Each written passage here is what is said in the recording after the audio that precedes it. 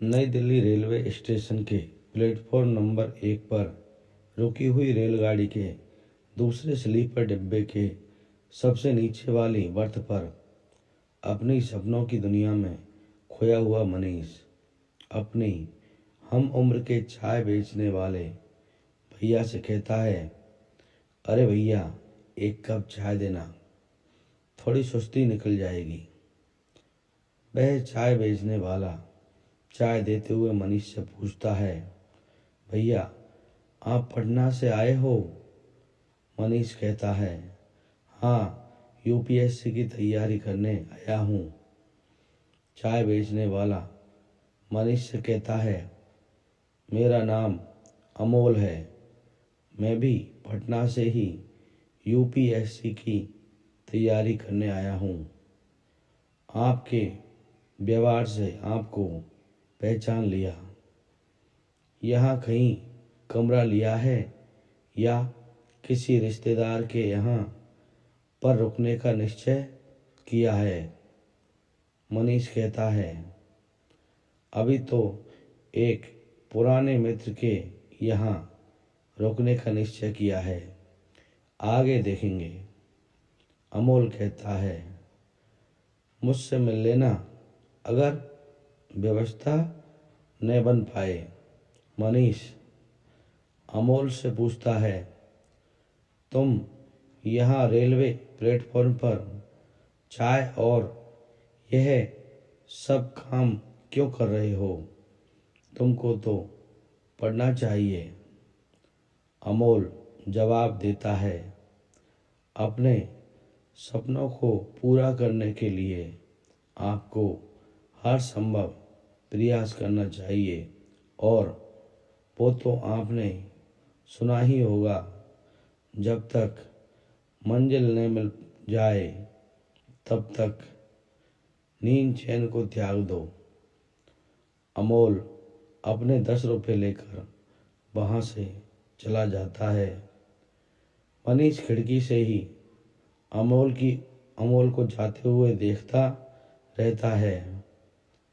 कुछ ही पलों के बाद मनीष रेलगाड़ी से अपने सामान के साथ उतर जाता है और रेलवे स्टेशन के बाहर आकर रिक्शे में बैठकर अपने मित्र राघव के कमरे पर चला जाता है। थोड़ी देर बाद वह अपने मित्र के कमरे पर पहुंच जाता है। खाना खाकर वह कोचिंग में एडमिशन लेने चला जाता है और एडमिशन ले लेता है।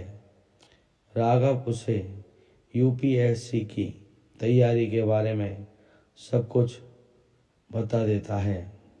शुरुआत में मनीष यूपीएससी के बाद की सफलता और प्रसिद्धि में ही खोया रहता है, जिसके कारण वह अपनी पढ़ाई में सही तरीके से ध्यान नहीं दे पाता है और प्रारंभिक परीक्षा को सही तरीके से नहीं दे पाता है और परिणाम में वह फेल हो जाता है। उसे एक बहुत बड़ा धक्का लगता है। वह राघव को बिना बताए एक पार्क में चुपचाप अकेले एक बेंच पर निराश होकर बैठ जाता है। उसे कुछ भी समझ नहीं आ रहा था कि अब वह क्या करे और क्या नहीं। जीवन की गाड़ी एक ऐसे स्टेशन पर रुक गई जहां से आगे और पीछे जाने का कोई रास्ता नहीं था। हमेशा हंसता और खिलखिलाता अपने सपनों की दुनिया में खोया हुआ रहने वाला मनीष किसी मुरझाए हुए गुलाब के फूल की तरह हो गया था, जिसमें न कोई सुगंध थी और न ही रंग, सिर्फ कांटे ही बचे हुए थे। अपनी आंखों से दुख और पश्चाताप के बहते आंसुओं को अपने हाथों से पोंछते हुए मनीष वहां से चला जाता है। राघव जब उससे पूरे दिन गायब होने का कारण पूछता है तो वह अपनी खामोशी का जवाब दे देता है। गर्मी का मौसम अपने चरम पर था, मगर मेहनत के पसीने में मनीष नहा रहा था। सावन ने अपनी दस्तक देना शुरू कर दिया था, मगर प्रेम के संगीत में मनीष अपनी किताबों में डूबा हुआ था। फिर सर्दियों ने कोहरे से पूरा शहर ढक लिया था और तेज ठंडी हवाओं ने सभी को अपनी कैद में कर लिया था।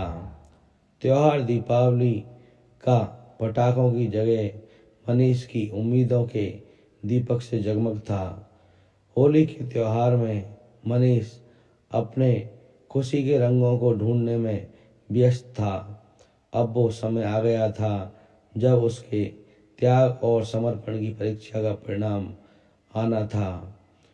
पहले दरवाजे को उसने प्रारंभिक परीक्षा में उत्तीर्ण होकर खोल लिया था। घर से आए सभी पैसे अब खत्म हो चुके थे, इसलिए उसने अब अपने नोट्स को बेचने का निश्चय कर लिया था और उन सभी पैसों को उसने मुख्य परीक्षा की तैयारी में लगा दिया था। अब मुख्य परीक्षा को उसने अपने मित्र और गुरु की सहायता से उत्तीर्ण कर ली थी। इंटरव्यू से 2 दिन पहले उसे राघव से पता चलता है कि उसके पिताजी को दिल का दौरा पड़ा है। उसके पैरों के नीचे से जमीन खिसक जाती है। अपने पिताजी से हॉस्पिटल में जाने की जगह वह इंटरव्यू में शामिल होने के लिए चला जाता है। राघव यह देखकर असमंजस में पड़ जाता है। इंटरव्यू देने के बाद मनीष खुद को अकेला कर लेता है। अंतिम परिणाम में मनीष को आईपीएस में स्थान मिल जाता है। राघव मनीष से उसके इस व्यवहार के बारे में पूछता है। वह राघव से कहता है, पिताजी को ठीक करने के लिए उनसे मिलना नहीं बल्कि उन्हें इस सफलता से मिलवाना जरूरी है। राघव उसे गले से लगा लेता है। मनीष नई दिल्ली रेलवे स्टेशन पर पटना जाने वाली रेलगाड़ी में बैठ जाता है। तभी एक व्यक्ति कुछ सामान के साथ कोट पहने हुए उसके सामने बैठ जाता है। वह अमोल नहीं, IAS अमोल था। दोनों मुस्कुरा कर एक दूसरे को देखते हैं। रेलगाड़ी चल पड़ती है। पूरे रास्ते अमोल और मनीष दोनों किसी वर्षों से बिछड़े हुए मित्रों की तरह बातें कर रहे थे। पटना से दिल्ली वह दोनों एक साधारण व्यक्ति की तरह ही गए थे, मगर दिल्ली से पटना वह एक अधिकारी की तरह वापस आ रहे थे। सारा गांव उनसे मिलने के लिए रेलवे स्टेशन पर आ चुका था। दोनों अपने गांव के पहले अधिकारी बन चुके थे। अखबारों में उनके संघर्ष और प्रतिज्ञा की कहानी छपने लगी थी। वह हर साक्षात्कार में यही कहते, जब तक मंजिल न मिल जाए तब तक नींद चैन को त्याग दो। हर व्यक्ति का संघर्ष उसकी प्रतिज्ञा होती है अपनी असफलता को सफलता में बदलने की। तो दोस्तों, आपको ये कहानी कैसी लगी प्लीज़ मुझे कमेंट करके ज़रूर बताएं और मेरे चैनल को शेयर एंड सब्सक्राइब ज़रूर करें। धन्यवाद। Thank you.